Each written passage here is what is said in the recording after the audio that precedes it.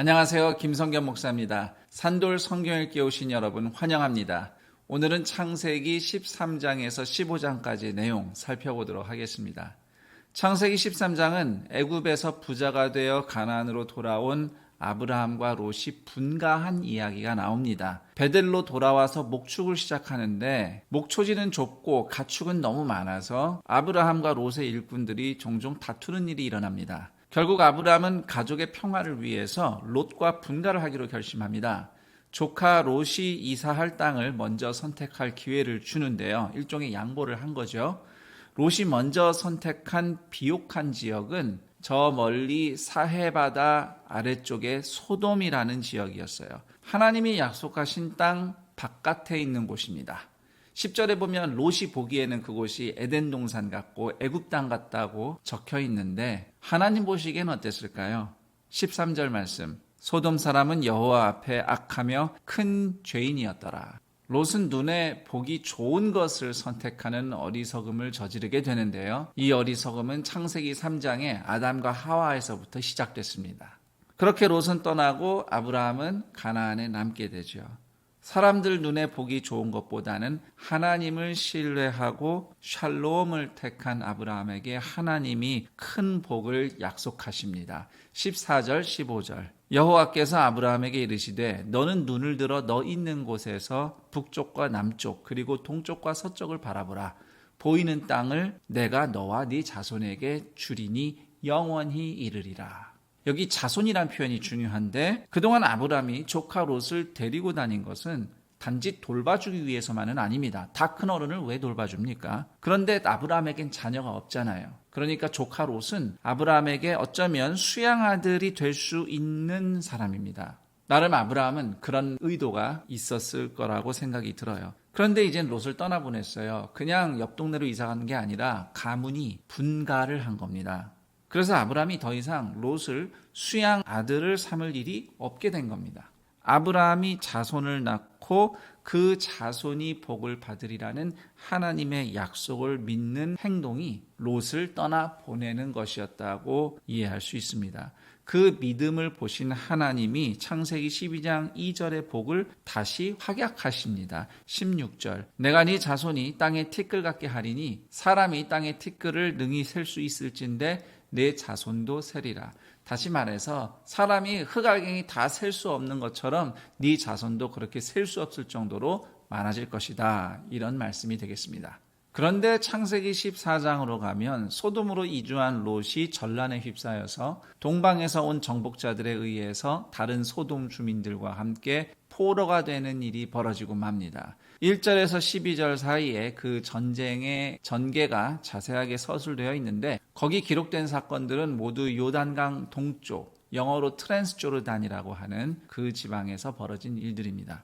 이 소식을 들은 아브라함은 318명의 자신의 부하들과 아브라함과 동맹을 맺었던 아넬, 에스골, 마므레의 사병들과 함께 동방으로 귀병하던 침략군을 추격하고 습격하여 쳐 부수고 가나안에서 완전히 쫓아냅니다.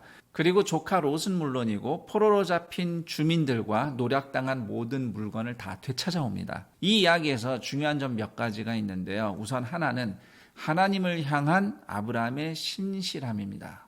전쟁에서 승리하고 돌아온 아브라함을 살렘 왕이자 하나님의 제사장인 멜기세덱이 환대하며 축복을 하는데요. 이 멜기세덱이라는 인물은 진정한 왕이자 대제사장이신 예수 그리스도를 예표하는 인물입니다. 이에 대한 자세한 내용은 신약성경 히브리서에 기록이 되어 있습니다. 그러자 아브라함은 적에게서 노략한 물건 중 10분의 1을 멜기세덱에게 주는데요. 이것이 일명 아브라함의 11조입니다. 아브라함의 11조는 아브라함이 신하로서 왕이신 하나님께 승리의 영광을 돌리는 감사 예물의 성격이 강합니다. 더불어서 제사장이 하나님을 섬기는 일에 기여하기 위한 헌금이기도 하는데요. 이런 마음가짐과 실천이 하나님을 향한 아브라함의 신실함이라고 하겠습니다.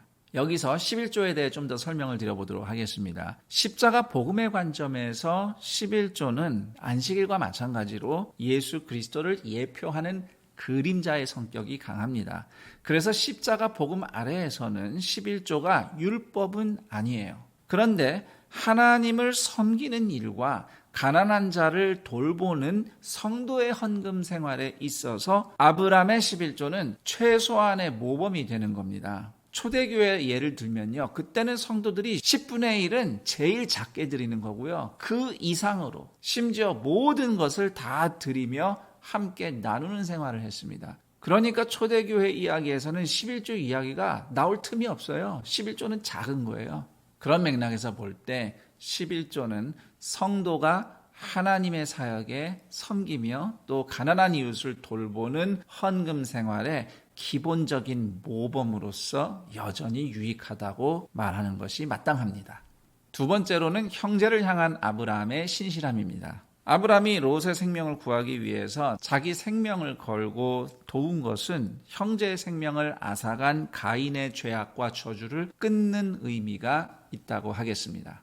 그 다음 세 번째로는 이웃들을 향한 아브라함의 신실함이에요. 아브라함이 소돔 백성들과 재산을 되찾아오니까 소돔 왕이 고맙다면서 살해를 하려고 합니다. 하지만 아브라함은 소돔 왕에게서 한 푼도 받지 않습니다. 대신 아브라함의 부하들과 아브라함과 동맹을 맺은 이웃들의 수고에 대한 몫은 확실히 챙깁니다. 이것이 사람에 대한 아브라함의 신실함이라고 하겠습니다.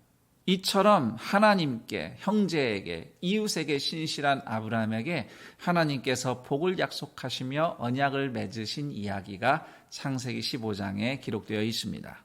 여기서도 중요한 부분만 세 가지 설명드리겠는데요. 우선 6절에 보시면 아브라함이 여호와를 믿으니 여호와께서 이를 그의 의로 여기시고 라고 기록되어 있습니다. 여기서 믿으니는 의지하니, 신뢰하니 이렇게 번역할 수 있고요. 의로 여기시고 이 부분은 옳게 여기고 라고 번역할 수 있겠습니다. 사실 이 부분은요, 너무 당연한 말씀이에요. 아브라함이 하나님을 의지한다는 것은 하나님과의 관계가 바르다는 뜻입니다. 하나님과의 관계가 올바른 사람을 하나님이 옳다고 여기시는 것은 당연한 것이죠. 아브라함이 믿음으로 의롭다함을 받았다는 것은 아브라함과 하나님의 관계가 올바르다는 것이죠. 그리고 두 번째로 중요한 것은 하나님이 아브라함과 언약을 맺으시는 방식입니다.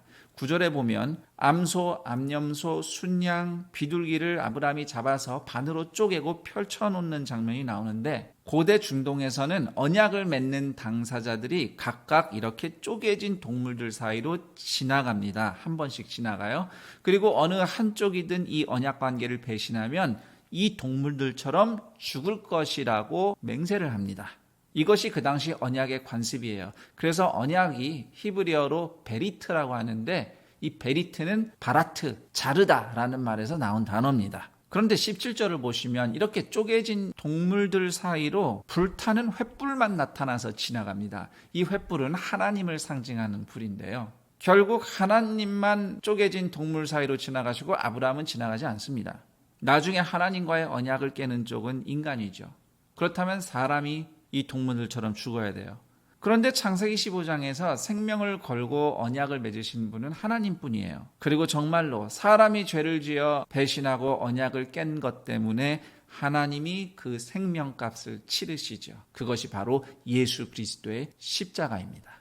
그리고 세 번째로 아브라함과 그 후손의 미래에 대한 하나님의 말씀이 여기서 등장합니다. 13절에 보시면 아브라함의 후손이 이집트에 가서 400년간 지내며 괴롭힘을 당하다가 하나님이 그들을 구출하셔서 큰 나라를 이루게 하실 것이라고 약속하시는데요. 그들이 가나안으로 돌아오면 죄악이 가득한 가나안 족속, 즉 아모리 족속을 심판하게 될 것이다. 그리고 가나안 땅은 이스라엘에게 주어질 것이다. 이런 약속이 등장합니다. 그러니까 이스라엘의 출애굽과 가나안 유업은 이미 이때 약속이 된 것입니다. 그리고 또 한 가지는 아모리 족속, 즉 가나안 족속이 죄를 지은 결과 그 땅을 빼앗기는 심판을 받으리라는 이 말씀은 나중에 이스라엘도 범죄를 하면 그렇게 심판받을 수 있음을 반영하고 있습니다. 자, 여기까지 창세기 13, 14, 15장 내용 살펴봤습니다. 저는 그럼 여기서 인사드리고 내일 다시 여러분 찾아뵙겠습니다. 감사합니다.